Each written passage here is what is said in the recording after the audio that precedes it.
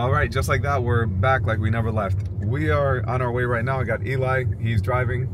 There we go. We're heading over to Long Beach Museum of Art for today's wedding with Michelle and Mike. And Long Beach Museum of Art is obviously a museum of art in Long Beach. And it's a really nice spot. We've actually photographed there a few times, and the staff is really nice. The layout is really nice, so if we need to hide people, it's easy to move them where we need to be. There's the bridal suite upstairs, which is always very clean, always very easy to access, and you know, we can move around. They never bother us as far as like where we can go in that building. In the museum section of the Long Beach Museum of Art, they are a little bit more strict. You know, you kind of have to respect, obviously there's artifacts and stuff like that, and they don't want you to knock anything over. But generally speaking, they give us pretty much free reign. They give us a lot of freedom, and it always helps when you have venues that are like that, because it just makes the day a lot easier for us to navigate. Because at the end of the day, you know, we're professionals. We're not there to mess around. We're not there to break anything. We're not there to do anything that we shouldn't be. Climbing on areas that you shouldn't. Sometimes we go to venues or we go to churches and they tell us, remember, you can't go up there in the middle of while they're doing something. And I'm like, of course. But then I go, they're only telling us this because somebody broke that rule. Somebody did that, and now they're telling us just in case we don't have that social intelligence. So never take it personally, guys, when somebody tells you you can't do this or you can't do that. You go, of course, that's common sense. But then you also have to remember some dummy probably did that. In any case, we're heading over right now. We got Eli in the car. We got Jeff. He's going to be second shooting, who is probably one of the most overqualified second shooters we have because he's a lead shooter. But hey, why take a day off when you can go and have fun with your friends and shoot, right? So we're on our way right now to the venue, and yeah, follow along, guys. We're going to post as much as we can today. Right, we made it. Oh, my legs are hurting. Anyway, we just got to the location, and this is something I wanted to mention is right here is where we parked, and right there is, what does that say, 19th Street or 19th Place, right? And then the venue itself is over there. So this is the actual museum. The venue is a little bit further. We usually find parking here. Look at that. Jeff also found parking here. So usually you can park here, or there's a parking lot over there. I believe that one you have to pay for. So usually look for parking on 19th and Ocean if you're coming to shoot here or if you're a guest here. Hi, Jeff. Oh, he didn't even see us. So we're here a little bit, there we go. We're here a little bit early, so right now we're scouting for the first look spot. Jeff is over here shooting, and what we look for the first look is we look for shade. So if you guys see the line right here of sun where it's casting a shadow, we've done first looks here before, and I know it doesn't look like much when you're looking at it, but you have to remember that we're using very tight zoom lenses. So we're not trying to get the environment, we're focusing more on the moment and capturing their emotion and capturing their facial expressions. So even though this doesn't look like much, this would be a perfect area for a first look. Or we can do it over there where there's also shade because the sun is coming from that angle. So it's casting a shadow from the building right there. So we have a couple of options, or even this staircase. Again, you just focus on what you want in the shot and crop out what you don't want in the shot.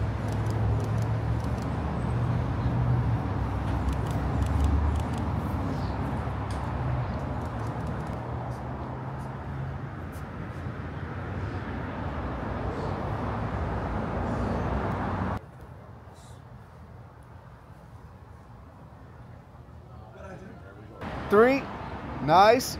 Michelle, go ahead and turn your body a little bit more. Go ahead, a little more. You turn your feet, there we go, nice. And then Michelle looking straight this way. So go ahead and turn your head. There it is, lower the flowers a little bit. So in this instance, what we were doing is called the standard pose. Now the standard pose is what we always like to start with, which is our couple slightly turned towards one another. His hand is in his pocket, her hands are on the flowers, or at least one hand is on the flowers. And we always start with this because no matter how many fun, funky photos that we do, this is the one that gets printed. So make sure that you do this one first, and then you move on from there. Good, nice. Good, and then Mike, I want you to go in and whisper a little something right here. Let's see if you got jokes. As you guys can see, we kept a lot of these photos in the shade. The reason for that is that we started shooting a little bit earlier because that was our start time, and we didn't want to put them in harsh sunlight. We waited until later in the day to put them in the sunset and more flattering light. If we did break that rule and we did put them in the sun, we would put the sun behind them. We never want to hit them with the sun directly on them. Sometimes we do that, but that's when the sun is very, very low in the sky, so it's a little bit more flattering. In this situation, we put the sun behind them, and then we lit them with a flash in the front, so the shadow area was getting lit in order to have them stand out from the scene. All right, let me not look so angry. The day is actually going really, really smooth. We just finished couple session. They don't have a wedding party, which we're starting to see to be more common this year. Like either it's a smaller wedding party or there's no wedding party at all. So today there's no wedding party, it's just them. And then they have family that we're gonna be doing after the ceremony. And yeah, so we took care of all bride and groom photos. The only thing that she wanted to do is go down by the water. And what I told her is that we should do that once the sun is a little bit lower. So Eli and myself, we're gonna go down there, do some portraits closer to sunset. And Jeff is gonna stay here and capture details, capture guests, candids, groups, all that good stuff, while we go down there and do all the, you know, more bride and groom photos after the ceremony. So we're gonna do ceremony next. And then after that, we just kind of follow the guideline from the DJ. So it should be a not easy day, because no wedding day is ever easy, but pretty standard day. You gotta look this clean every time. Look at that. T&K right there. There we go. All right, so right now we're waiting for the families to come out. After the ceremony, what they usually do is they go and hide away for a little bit. And then once they freshen up, do whatever they need to do, then they come back and we do family photos. So we're just waiting on that. You know what? I'm gonna ask Jeff to go and check to make sure that they're not signing the marriage license right now. And then after they do that, we're gonna come and do families right outside. We're doing it in a different area today because they're setting up for the reception and we didn't want to be in their way. So now we're gonna do it a little bit on the side. It's gonna look just as good, but at least we won't be in the way. Let me go talk to Jeff. I know you want to show off the ring, but we'll do it just for this. There we go. Ready? Looking this way. One. Michelle, turn your head a little more this way. There it is. Nice. Ready? 1, 2, 3. Nice. And again, ready? 1, 2, 3. Perfect. And we have siblings. And then action. Go ahead, looking at each other. Good. Mike the hand a little bit light. There you go. Nice. Perfect. Got it. Cool.